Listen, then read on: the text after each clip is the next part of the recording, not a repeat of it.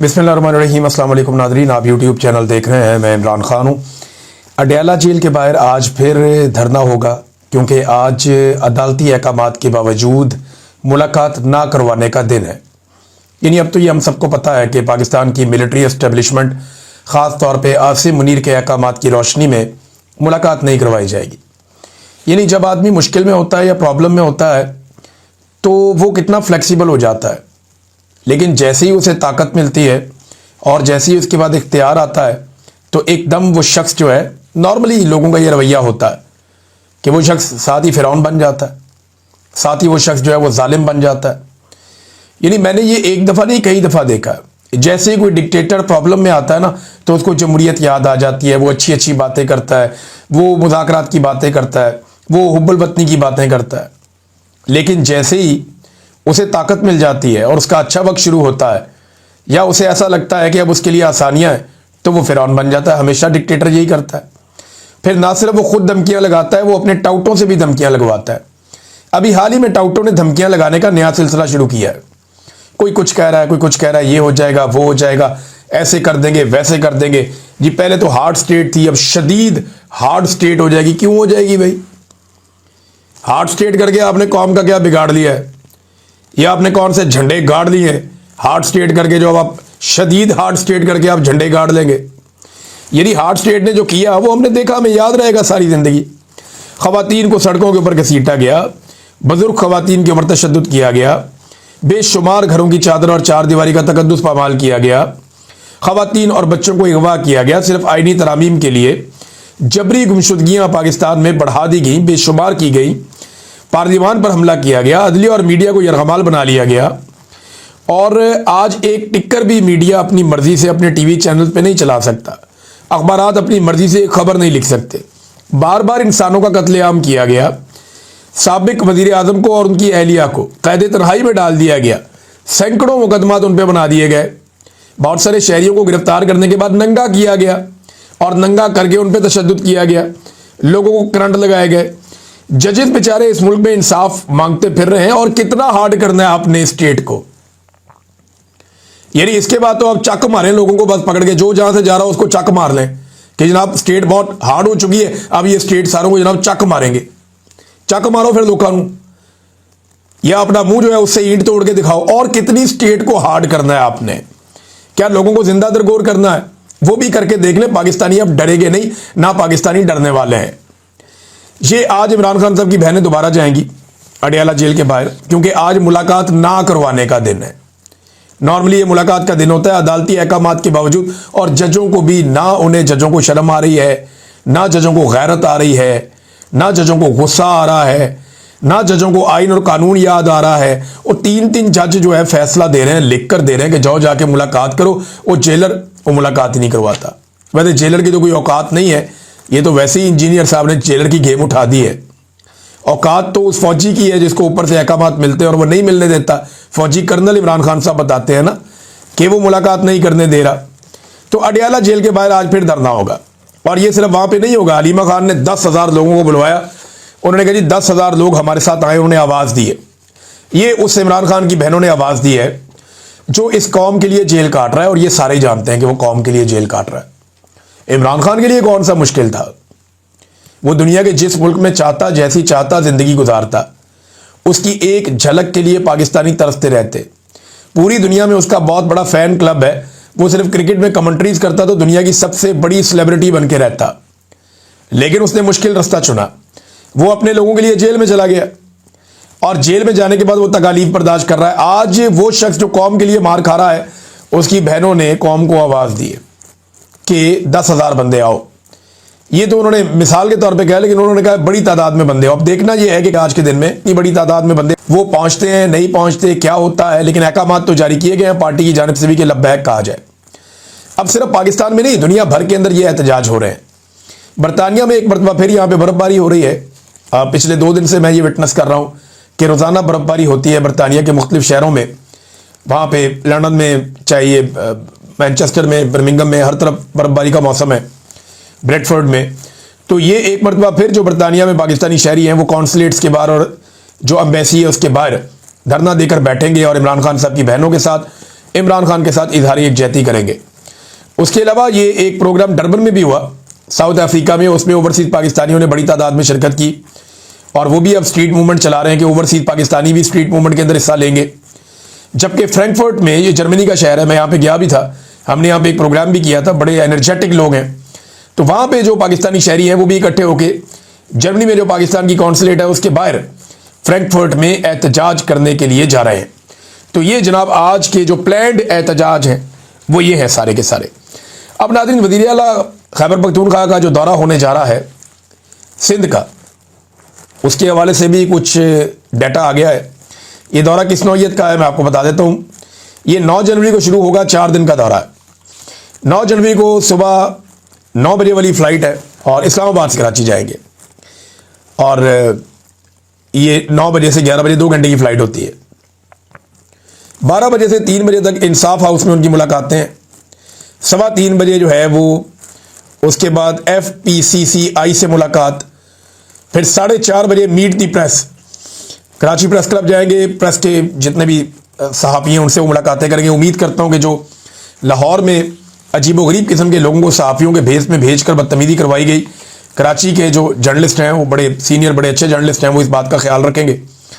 दूसरा, 5:45 बजे एक और इवेंट है ज़िला साउथ स्ट्रीट मूवमेंट का, फिर 7:30 बजे ज़िला कोरंगी में जाएंगे, वहाँ पे स्ट्रीट मूवमेंट है, फिर कैदियों से मुलाकात करेंगे रात को, और फिर ज़िला मलीर के अंदर स्ट्रीट मूवमेंट है। अगले दिन ये काफ़िला हैदराबाद की तरफ जाएगा और कराची से हैदराबाद तक के लिए एक रैली निकलेगी सुबह 9:30 बजे और इसमें मुख्तलिफ लोग इस्तकबाल करेंगे। फिर कोटरी के अंदर एक स्ट्रीट मूवमेंट है, हैदराबाद हाई कोर्ट बार से खिताब है, हैदराबाद प्रेस क्लब के अंदर जाके सहाफ़ियों से खिताब है, फिर स्टेक होल्डर्स राउंड टेबल है, फिर पार्टी इजलास है इंसाफ हाउस हैदराबाद के अंदर, फिर ISF कन्वेंशन है, फिर हैदराबाद में स्ट्रीट मूवमेंट है, फिर सिंध काबीना का इजलास है और इसके बाद जनाब रात को कराची वापसी है। फिर एतवार को कराची में 11 जनवरी को जो प्रोग्राम है सुबह 11 बजे डिस्ट्रिक्ट सेंट्रल की इनकी एक नशिस्त है तमाम मुद्देदारों के साथ। फिर ज़िला कैमाड़ी में स्ट्रीट मूवमेंट, ज़िला वेस्ट में स्ट्रीट मूवमेंट, मज़ार कायद पे हाज़िरी और वहाँ पे आवाम से खिताब है। यहाँ पे उम्मीद की जा रही है बड़ी तादाद में लोग आएंगे। 4:30 बजे का वक्त रखा गया है शाम का। 6:30 बजे जो है वो इजलास है दोबारा से, और फिर यूथ विंग स्ट्रीट मोबिलाइजेशन है, फिर ज़िला ईस्ट मीडिया इंट्रैक्शन है, एक और भी मीडिया के साथ इंट्रैक्शन है इनकी। तो ये जनाब एक और दिन है और फिर जो आखिरी दिन है 12 जनवरी का, Sindh high court bar association से खिताब करेंगे और उसके बाद वापस आएंगे। ये बड़ा तगड़ा प्रोग्राम है। इतनी सियासत तो जरदारी ने और बिलावल ने, ये दोनों बाप बेटे ने पिछले कई सालों में नहीं की जितनी सियासत एक दिन के अंदर सिंध में ये सुहेल अफरीदी करने जा रहे हैं। देखिए, जब लोग आपके साथ होते हैं फिर आपके पास बड़ा मार्जिन होता है, फिर आप खुल के पॉलिटिक्स करते हैं। लोग आपके साथ ना हो फिर आपने क्या पॉलिटिक्स करनी है, फिर आपने पॉलिश करनी है। पॉलिटिक्स तो बस बराए नाम ही होती है। नादरीन, ये एक और खबर है और पाकिस्तान तहरीक इंसाफ के लोग इस पर एहतजाज कर रहे हैं। लोग ये कह रहे हैं कि जो सेनेटर फौजिया अरशद साहिबा है उनका नाम पॉलिटिकल कमेटी में डाल दिया गया। वो कहते हैं ये खातून पाकिस्तान तहरीक इंसाफ को छोड़ गई थी और ये खातून जो हैं वो PTI को बहुत बुरा भला भी कहा नौमी के हवाले से इन्होंने। तो अब ये खातून का नाम क्यों डाल दिया गया पॉलिटिकल कमेटी में और ये फैसले क्यों करेंगी ये जो बल्दियाती इलेक्शन होने जा रहा है इसके हवाले से। अच्छा, अभी कंफर्मेशन तो मेरे पास नहीं है, लेकिन मैंने ये बहुत सारी जगहों पे पढ़ा, सोशल मीडिया पे लोग एहतजाज कर रहे हैं। अब देखिए ना, ये मैं ये नहीं कह रहा कि इनको लगाएं या ना लगाएं, वो पार्टी का अपना इनका फैसला, लगाना लगाएं, नहीं लगाना ना लगाएं। लेकिन मैं एक चीज़ पे गौर करता हूं कि अगर जरदारी या नवाज शरीफ कोई फैसला करें ना किसी बंदे या बंदी के बारे में, अपनी पार्टी का ओहदा, हुकूमत का ओहदा, कुछ भी, तो कोई तनकीद नहीं होती, उन पर पूछता ही कोई नहीं है, क्योंकि उन्होंने अपनी पॉलिटिकल पार्टीज में ना तो शाऊर दिया और ना ही आज़ादी दी, ना सियासी शाऊर ना सियासी आज़ादी, जो दिल करता है करो। PTI में कम से कम ये है कि लोग सवाल पूछते हैं, इसको क्यों लगाया, उसको क्यों लगाया। PTI के लोग उस्मान बुज़दार पे तनकीद करते रहे और खुलकर करते रहे और बहुत देर तक करते रहे, और इमरान खान साहब को बड़ी मुखालफत का सामना करना पड़ा उस्मान बुज़दार वाले फैसले पे, गंडापुर वाले फैसले पे। हालांकि गंडापुर का फैसला बहुत अच्छा था, लेकिन गंडापुर साहब कॉम्प्रोमाइज़ हो गए, या उन्होंने एक नया तरीका सोच लिया कि मैं ये वाले तरीके से करूँगा चीज़ें तो ठीक हो जाएगी। इमरान खान साहब के बजाय उन्होंने सोचा कि वो ज़्यादा बेहतर सोच सकते हैं, ज़्यादा अच्छे आइडियाज़ हैं उनके पास। वो इमरान खान को समझना शुरू हो गए थे कि शायद इमरान खान की सोच में कोई कमी है और मैं इमरान खान को खुद बाहर निकालूंगा, तो वो हो नहीं पाया। उनसे हो नहीं पाया। उसके बाद लोगों ने जो उनके साथ किया वो सबने देखा। तो बहरहाल ये अब सेनेटर फौजिया अरशद साहिबा जो हैं, इनके हवाले से पीटीआई के लोग जो हैं वो बुरा मना रहे थे कि ये नहीं होना चाहिए। और इसके बाद नादरीन मैं आपको एक चीज़ और बताता हूँ। लेकिन इमरान खान को इन्होंने मार मार के वो बना दिया जो कोई भी लीडर आज तक नहीं बन सका। लम्स के एक तारीखदान हैं उस्मान काज़मी साहब, वो ये लिखते हैं कि पाकिस्तान में जो मॉरल सॉवरन थे ना पहले, वो पाकिस्तान के इदारे थे। यानी ये इदारों फैसला करते थे कौन मुहिब्बे वतन है, कौन गद्दार है, कौन क्या। यानी वो इदारों का एक क्राइटेरिया था कि जनाब इनका क्राइटेरिया सेट। अब वो नहीं है, अब इमरान खान है मॉरल सॉवरन पाकिस्तान का, अब इमरान खान है। नेशनलिज्म पहले इदारों के साथ जोड़ी जाती थी कि अगर आप कौम परस्त हैं, मुहिब्बे वतन है, तो आप इदारों के साथ हैं तो फिर आप हैं, वरना नहीं है। अब ऐसा नहीं है, अब इमरान खान के साथ जुड़ती है। अब बंदूक भी है इदारों के पास, ताकत भी है, बजट भी है, तादाद भी है, इख्तियार भी है, हुकूमत भी है, लेकिन फिर भी वो नेशनलिज्म उनके साथ नहीं जुड़ती, वो इमरान खान के साथ जुड़ती है। और ये रियलिटी है, अब इसको माने या ना माने, आज के दिन की रियलिटी यही है। कल क्या होगा आप नहीं जानते, लेकिन आज के दिन तक यही एक रियलिटी है। इमरान खान साहब ने महमूद अचकज़ई साहब को अगस्त में नॉमिनेट किया था, नामजद किया था अपोजिशन लीडर के तौर पे, और अयाज सादिक साहब बहुत बुरी तरह फंसे हुए क्योंकि एस्टेब्लिशमेंट एनओसी नहीं दे रही। ये हुकूमत एक भी बंदे की तैनाती नहीं कर सकती जब तक कि आसिम मुनीर साहब या उनके जर्नैल या उनकी जो टीम है वो एनओसी ना दे, तब तक कोई भी अहम बंदा अपॉइंट नहीं हो सकता। ये हुकूमत इतनी मजबूर है। अब अयाज सादिक साहब लगाना भी चाहें तो वो लगा नहीं सकते। ये एक ऐसी एग्जाम्पल बन रही है कि कल को इन लोगों ने अपोजिशन में आना है, और अगर इमरान खान इनका अपोजिशन लीडर ही ना लगाए तो फिर ये कहां जाएंगे। तो ये ऐसी मिसालें खुद कायम कर रहे हैं जो आइंदा इनके लिए मुश्किलात पैदा करेंगी, और आइंदा अगर इनके साथ ऐसा कुछ होगा तो इनके पास फिर कोई जवाब या कोई सवाल नहीं होगा जो ये कर सके। जैसा कि आज सोहराब बरकत के साथ हो रहा है, पूरे मीडिया को आवाज उठानी चाहिए, वरना बारी बारी सबकी बारी, कल आप उठाए जाएंगे। जब आप उठाए जाएंगे तो फिर आप किस मुंह से कहेंगे कि मेरे लिए आवाज उठाओ, अगर आज आप सोहराब बरकत के लिए आवाज नहीं उठा रहे तो।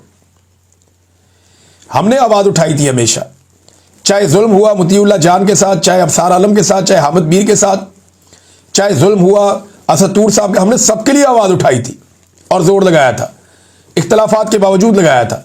लेकिन आज सोहराब बरकत को ऐसा लगता है कि वो अकेलेपन का शिकार करते जा रहे हैं, पूरा पाकिस्तान उसके लिए आवाज उठा रहा है, लेकिन मीडिया को जो करना चाहिए मीडिया ने उस तरह आवाज नहीं उठाई। 40 दिन हो गए हैं उनकी कैद को, बार बार उनकी समात आती है, कभी वो कहते हैं रिकॉर्ड नहीं है, कभी जज कहते हैं मैं नहीं सुन सकता, अब जज कहते हैं छुट्टियों के बाद सुनेंगे, फिर एक हफ्ते की डेट दे दिए। भाई एक जर्नलिस्ट आपने पकड़ा है, वो एक बैनुल अक़वामी कॉन्फ्रेंस में जा रहा था, ये क्या तरीका है, ये कौन सी इंसानियत है। बहरहाल ये जुल्म की इंतहा है और ये एक के बाद एक इंतहा क्रॉस करते चले जा रहे हैं। नाज़रीन, पंजाब में ना मौलवियों का इम्तिहान शुरू हो गया, ये बड़ा इंटरेस्टिंग इम्तिहान है। पंजाब हुकूमत ने रियासत मुखालिफ बयान देने वाले उलमा के खिलाफ कार्रवाई का फैसला किया है। एजाजिया बंद कर देंगे, जो पैसे वैसे जो वजीफा उनको मिलता है वो बंद हो जाएगा। अब मौलवियों का इम्तिहान है। देखिए, एक तो रियासत के बारे में समझ लें कि आइन का आर्टिकल 8 निकाल के आप पढ़ लें, आपको पता चल जाएगा रियासत क्या होती है। कोई इदारा या कोई शख्स रियासत नहीं होता। तो अगर मौलवी तनकीद करना चाहे वज़ीर आज़म पे या आर्मी चीफ के या उसके किसी एक्ट के ऊपर, तो ये रियासत के ऊपर तनकीद नहीं है, ना किसी इदारे के ऊपर तनकीद है। तो अब देखना यह है कि मौलवी रियासत के वफादार हैं या फिर हुक्मरानों के वफादार हैं। वजीफा खोर मौलवी ये लोग हैं। देखें ना, इनको समझना पड़ेगा कि जालिम हुक्मरान के सामने कलमा हक कहना, ये मौलवियों ने हमें ज़्यादा बताया ना, ये इस्लाम तो हमें मौलवियों ने पढ़ाया, और ये हदीस है जालिम हुक्मरान के सामने कलमा हक कहना, ये बड़ा अफजल जहाद है। तो मौलवी अब ये जहाद करते हैं या नहीं करते। देखें, ये जो वजीफे का पैसा है ना, ये कोई हुकूमत अपनी जेब से नहीं दे रही, ये कोई शरीफ खानदान, जरदारी खानदान या आसिम मुनीर साहब अपनी जेब से नहीं दे रहे। ये सरकार का पैसा है, ये आपका अपना पैसा है, और अगर ये पैसा आपको ये दे रहे हैं तो आप ही का पैसा आपको वापस कर रहे हैं। और ये पैसा कोई ये खुशी से नहीं दे रहे, मजबूरी से दे रहे हैं। मुरीदके में जब इन्होंने कत्लेआम किया तो मामला दबाने के लिए ये कड़वा घूंट इन्होंने पीना, इनको पीना पड़ा, और इस पैसे की आदत डालकर ये मौलवियों को कंट्रोल करना चाहते हैं। तो मुरीदके में इन्होंने कत्लेआम कर दिया ना, इनको शक था कि बड़ा रोला पड़ जाएगा, इनको मौलवी काबू करो। कभी मस्जिदें बंद, मदरसे बंद कर रहे हैं, कभी इधर भाग रहे हैं, कभी उधर भाग रहे हैं, कभी उस मौलवी के पास भाग रहे हैं, कभी गिरफ्तारियां कर रहे हैं। फिर उन्होंने कहा जी हम मौलवियों को पैसे देंगे ताकि मौलवी हमारे गुन गाएं। अब वो कह रहे हैं जनाब जो मौलवी हमारे गुन नहीं गाएगा हम उसका वजीफा बंद कर देंगे। अब ये मौलवियों का इम्तिहान है उलमा इकराम का कि वो जालिम हुक्मरान के सामने कलमा हक बयान करते हैं या नहीं करते। नाज़रीन, इस्लामाबाद में आज तक कभी इतने दरख्त नहीं कटे जितने इस दौर में कट गए हैं। पूरी इस्लामाबाद की तारीख उठा लें, कभी इतने दरख्त नहीं कटे जितने इस दौर में इस्लामाबाद में दरख्त कट गए। इन्होंने इस्लामाबाद को गंजा करके रख दिया। रोजाना की बुनियाद पे कोई ना कोई सहाफी, कोई ना कोई एक्टिविस्ट वो किसी और एक जगह से बता रहा होता है कि यहां पे भी दरख्त काट दिए, ये भी एरिया गंजा हो गया। हत्ता कि जो लोग इस हुकूमत की मदह सराही करते हैं वो लोग भी वीडियोज और तस्वीरें डाल डाल के बता रहे हैं कि जनाब ये दरख्त इन्होंने काट काट के इस्लामाबाद को गंजा कर दिया है। अच्छा, यही हुक्मरान जब लाहौर में थे ना, पंजाब में थे, इन्होंने पंजाब को भी गंजा कर दिया था। लाहौर के सारे दरख्त इन्होंने सिक्योरिटी और डेवलपमेंट के नाम के ऊपर काट दिए थे। बेशुमार इन्होंने कटाई की थी लाहौर में।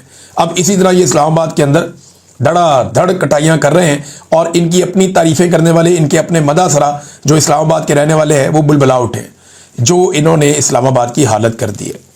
नादरीन, ये एक और खबर है और ये ईरान के हवाले से। देखिए, ईरान के बारे में ना दो तरह की खबरें आपके पास आ रही हैं।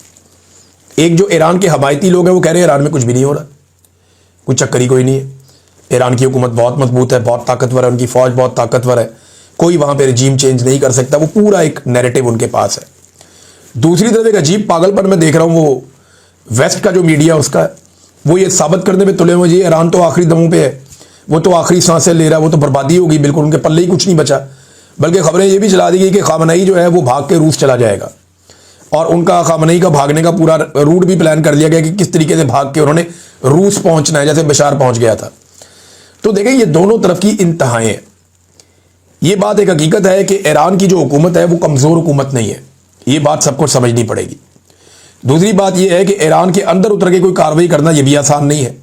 लेकिन तीसरी एक हकीकत और भी है कि इस हुकूमत को पहली मरतबा अवामी रद्दअमल का इस तरीके से सामना करना पड़ रहा है जिस तरीके से पहले नहीं करना पड़ा। यह बेशक एक आगाज हो सकता है एहतजाज का या किसी तहरीक का एक आगाज हो सकता है, लेकिन ये ईरान का या वहां की जो सरकार है उसका अंजाम आप इसको नहीं कह सकते। लेकिन ख्वाहिशात है, आप जितनी मर्जी बढ़ा लें, अमेरिका इसको एक जो है वो उसके तौर पे ले रहा है। अमेरिका इसको ऐसे ले रहा है जैसे ये एक अपॉर्चुनिटी है। हाँ, अगर अमेरिका इस लड़ाई में कूद पड़ता है और कोई खौफनाक हमला कर देता है, ईरान के साथ कोई जंग में उतर जाता है, तो फिर सिचुएशन कुछ भी हो सकती है। फिर हम कुछ नहीं कह सकते क्योंकि उस पागलपन के माहौल में क्या होगा, कैसे होगा, कोई नहीं जानता। सद्दाम भी एक दौर में बहुत तगड़ा था इराक के अंदर, लेकिन फिर जो उसके साथ हुआ, यानी चंद महीनों की लड़ाई के बाद जो सूरत हाल बनी, वो आज भी हम सबको याद है। नादरीन, जो वेनेजुएला का सदर है मादुरो, उसका स्टेटमेंट अब सामने आया। नंबर एक तो ये है कि अक़वाम मुत्तहिदा ने कहा कि वेनेजुएला पर अमरीकी कार्रवाई बैनुल अक़वामी कवानीन की संगीन खिलाफ वर्जी है। चलो, कम से कम अक़वाम मुत्तहिदा ने इस पर बात की और उन्होंने कहा जी कि ये इजलास बुलाया गया अमरीका की फौजी कार्रवाई के बारे में, सलामती कौंसिल का इजलास था। उन्होंने कहा जी कि ये अक़वाम मुत्तहिदा के चार्टर की पासदारी नहीं की गई। अच्छा, ये मुतालबा किसी ने, मुझे यहाँ पढ़ा नहीं मैंने कि अक़वाम मुत्तहिदा ने यह मुतालबा किया हो कि मादुरो को वापस उसके वतन में भेजा जाए, ऐसी कोई चीज़ नहीं है। हाँ, लेकिन उन्होंने कहा कि अमेरिका ने हमला करके अक़वाम मुत्तहिदा के बुनियादी उसूलों को नज़रअंदाज किया, जिनमें रियासत की खुद मुख्तारी, सियासी आज़ादी और सरहदी सालमियत शामिल है। अच्छा, इसमें ना कुछ और बातें भी उठाई जा रही हैं। एक बात यह बताई जा रही है कि डोनाल्ड ट्रंप को और जो वाशिंगटन है इसको गुस्सा इस बात का था, व्हाइट हाउस को, कि मादुरो डांस करता था। मादुरो कुछ गाना था एक जिसमें वो no war peace peace yes peace, no to war yes to peace, कि जनाब अमन होना चाहिए, जंग नहीं होनी चाहिए, इस किस्म के। तो मादुरो भी डांस करता था, उसकी वाइफ भी डांस करती थी और वो तंज करते थे डोनाल्ड ट्रंप की धमकियों और वार्निंग्स के बावजूद। अब वो डोनाल्ड ट्रंप बार बार, और कह रहे इस गुस्से के अंदर आके ये अमेरिका ने सख्त कदम उठाया और ये एक वजह बन गई। ये बैनुल अक़वामी मीडिया के अंदर ये रिपोर्ट हुआ है कि जनाब ये जो कुछ भी किया और मादुरो ने जो डांस किया, नो वार यस पीस, ये नगमा था, इसके ऊपर मुक्के लहराते हुए रक्स करते, इनकी एहलिया भी इनका साथ देती। तो वो ये कहते हैं कि इस किस्म की हरकतों से गुस्सा आया। देखिए, अगर ऐसी हरकत किम जोंग उन करे, जो शुमाली कोरिया का सदर है, तो क्या उसको उठा सकता है कोई? फर्ज करें यही हरकत अगर प्यूटन करे तो चिढ़ा तो वो भी रहा होगा, तो क्या उसको कोई उठा सकता है? यही हरकत अगर कोई और मुल्क कर दे, ताकतवर मुल्क कर दे, तो उसको उठाना बहुत मुश्किल हो जाएगा। वहां पे वो नहीं, देखिए गुस्सा हमेशा मारे ही आता है। जो कमज़ोर होता है ना, वो उसको दबाने का मज़ा ही और होता है, उसके ऊपर गुस्सा आ जाता है। यही बात मैंने अपने वीलॉग के शुरू में की थी कि आसिम मुनीर साहब का गुस्सा बहुत कंट्रोल्ड था जब तक कि उन्हें एक्सटेंशन नहीं मिली थी। जैसे ही उन्हें एक्सटेंशन मिली, आप देखें DGISPR ने आके कुत्ता भी कह दिया, कैसे टका के उन्होंने लड़ाई की है और उनके मुंह से झाग निकल रही थी गुस्से में। ये गुस्सा एक हफ्ता पहले तक, 2 हफ्ते पहले तक नहीं था। जब एक्सटेंशन मिल गई तो एकदम ताकत आ गई ना। तो कमज़ोर के ऊपर गुस्सा वैसे ही बहुत आता है ताकतवरों को। तो अक़वाम मुत्तहिदा का स्टेटमेंट भी आ गया, उसके बेटे का स्टेटमेंट भी आया मादुरो के। मादुरो का जो बेटा है, मादुरो ने तो अदालत में खड़े होकर कहा कि जनाब मैं इस फर्द जुर्म को नहीं मानता। साफ कहा मादुरो ने, मुझे अगवा किया गया है, मैं अब भी वेनेजुएला का सदर हूँ। मादुरो अमरीकी अदालत के अंदर आकर खड़ा हो गया और वहाँ पे आके उसने कहा कि इल्ज़ामात मैं तस्लीम नहीं करता, मुझे अगवा करके लाया गया, मैं सदर हूँ एक मुल्क का। और ये जो तस्वीर आई उसको लेकर आने की अदालत में हेलीकॉप्टर के जरिए लाया गया, फिर उसको और उसकी वाइफ को उतार के अदालत के अंदर पेश किया गया। अदालत ने लंबी तारीख दी है ताकि कोई रोला शोला आए तो मुक जाए। 17 मार्च को दोबारा तलब किया है, यानी लगभग 2.25 महीने के बाद अब दोबारा पेशी होगी, 2.5 महीने के बाद। तब तक काफ़ी पुलों के नीचे से पानी निकल गया होगा। तो जनाब ये मादुरो का स्टेटमेंट है, उसके बेटे ने भी एक स्टेटमेंट दिया मादुरो के, और मादुरो के जो बेटे का स्टेटमेंट है उसने अपनी पार्लियामेंट में खड़े होकर, असेंबली में, नेशनल असेंबली जो उनकी है वहाँ पे खड़े होकर कहा कि पापा आपने हम सबको मजबूत बनाया है, जब तक आप वापस ना आए हम अपना फ़र्ज निभा रहे हैं, पापा वेनेजुएला महफूज हाथों में है।